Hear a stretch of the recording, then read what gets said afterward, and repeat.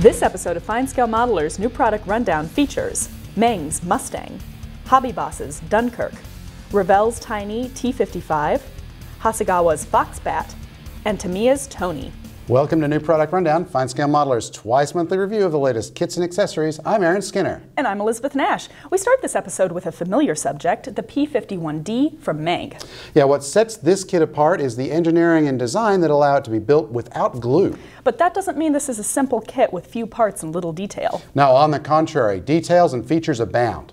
Surface detail combines engraved lines and rivets. The rivets are petite, but some modelers may consider the lines a little heavy. It includes all the wing panel lines, so you may want to fill them if you're building a Mustang with the factory ceiling still in place. The odd profile of the fuselage halves reflects the kit's pushed-together construction. Sections, like the upper rear fuselage, are separate so the antenna can be pushed in from inside. Molded cockpit structure and controls decorate the inside of the fuselage halves. Other cockpit detail includes a floor, multi-part seat and pedals, throttle and other controls, instrument panel, radio and battery equipment, forward bulkhead, and glare shield. The last receives a gun sight and windshield armor.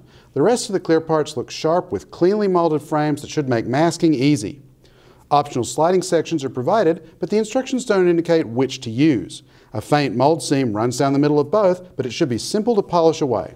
Optional aero products and cuffed Hamilton standard propellers are included, but only the latter is called for in this kit.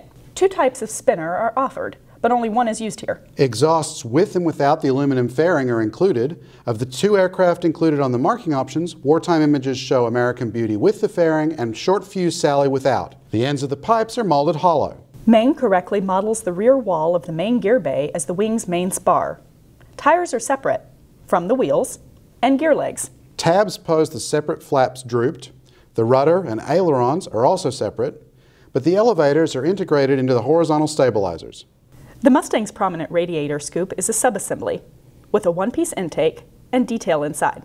Other nice items are the leading edge inserts for the wing guns, detail gear doors, the one-part upper cowl, and the lower cowl with part of the wing. Stores for the underwing pylons include 108-gallon fuel tanks, 75-gallon drop tanks, and 100-pound bombs. In addition to the markings for American Beauty and Short Fuse Sally, Cartograph decals have a bunch of stencils. The swastika victory marks are split in half. It would be a mistake to dismiss Meng's Mustang because of its glue-free construction. Yeah, it's easily one of the best 1/48 scale P51Ds on the market, with good options and great detail. Next, we have Hobby Boss's 1/350th scale French battleship, Dunkirk. Launched in the mid-1930s as the lead ship in its class, the 8-gun battle wagon was the first capital ship built for the French Navy after World War I. Dunkirk hunted German commerce raiders in the early days of World War II and was then damaged by the British after the French armistice with Germany in 1940. Refloated and partially rebuilt, it was scuttled at Toulon to prevent it falling into German hands when they took control of southern France in 1942. The heart of the kit is a 2-foot-long one-piece hull with raised lines, recessed portholes with raised eyebrow gutters, and open hawse pipes. The deck is divided into 3 sections and features molded planks, splinter shields, and bollards. The molding of the superstructure elements impressed me. The larger sections feature sharply molded hatches, pipes, and portholes. Truly outstanding, though, are bridge tower segments which combine those external features with open windows. The same craftsmanship shows in the funnel and other structures. Many of the decks have detail underneath. In addition to the main turrets, the kit features slide-molded lifeboats with gunwales, benches, and even rudders and props. Many of the guns, including the main armament, sport open muzzles. The finesse of small parts such as the masts, davits, crane, prop shafts, and more need to be seen to be believed. A sturdy stand will keep the ship upright on your display shelf. 2 of the distinctive Loire 130 flying boats are supplied in clear plastic. The delicate catapult for the planes is photo-etched brass. The same material supplies stairways, railings, ladders, antennas, crane parts, and gun mounts. A small decal sheet provides national insignia for the flying boats, hull names for the ship, and flags. This is the first kit of the striking ship in 1/350th scale, and it looks good in the box. Revell Germany continues to turn out nice 1/72nd scale armor kits like this T55A/AM. Designed in the Soviet Union and subsequently built by multiple countries, the T55 family is one of the most widely produced tanks in history. Molded in gray plastic, the Tiny kit, the finished model measures in at about 4 inches long, is big on detail, including an underside with molded hatches and structural components. The road wheel arms are molded with the side panels. The upper hull incorporates the fenders, engine hatches, and exhaust. The glacis plate includes the front fenders, and the rear panel has half of each of the external fuel tanks, including straps and mounts. This makes aligning the tanks easy. Optional engine decks allow for different versions as called out in the instructions. Fuel panniers and toolboxes grace the fenders. The tiny road wheels replicate the T55 Starfish running gear with open lightning holes. Lincoln length tracks incorporate sag in the upper runs typical of T55s. They have terrific detail on both outer and inner sides. The turret comes with optional upper plates marking differences between versions. The solid main gun has a separate open muzzle. Optional hatches have detail on the inside. A small decal sheet provides markings for 4 T55s, one each from the Soviet Union, Vietnam, Czechoslovakia, and East Germany. Options and details make Revell Germany's T55 a winner. Sticking with Soviet equipment in 1/72nd scale, I wanted to take a quick look at Hasegawa's MiG-25 PD. This is not the ancient Foxbat that Hasegawa has had in its catalog since the 1970s. Rather, it's a rebox of the nice ICM MiG. That means accurate shapes and fine recessed panel lines and rivets.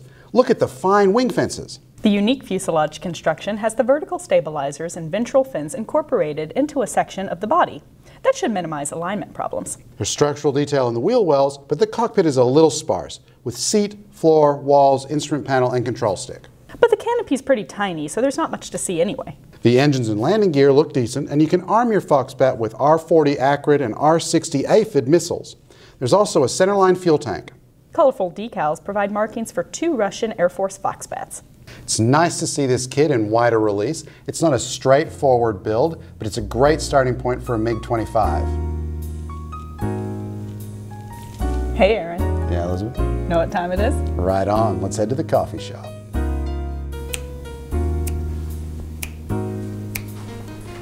After the first FSM Poetry Slam, you, the viewers, responded with some verse of your own. Here are some selections. Product rundown makes it sound fun, but glued fingers is an okay sign. Oh. If I only knew the power of glue and what it would do, my fingers would be too that darn super glue. Ghost of seams return. Aftermarket does not fit. Add to shelf of doom. Plastic wrapping torn off. Plastic muse beckons. Endless possible outcomes. Now it's your turn. Send us your verse to poetry@finescale.com.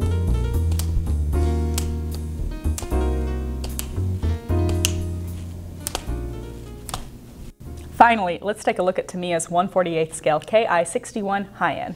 Arguably one of the prettiest fighters of World War II, the Tony as it was known to the Allies, was the only mass-produced Japanese fighter to be powered by an inline liquid-cooled engine. It entered service in 1942 and served through VJ Day. Tamiya's all-new Ki-61 features fine recessed panel lines with raised fasteners and hinges. Detail abounds in the cockpit with a floor, instrument panel with decal dials, seat and pedals, controls, and more controls. There's even a pilot. Up front lurks a semi-complete Kawasaki HA40, a license-built Daimler-Benz DB601 inverted V12 engine.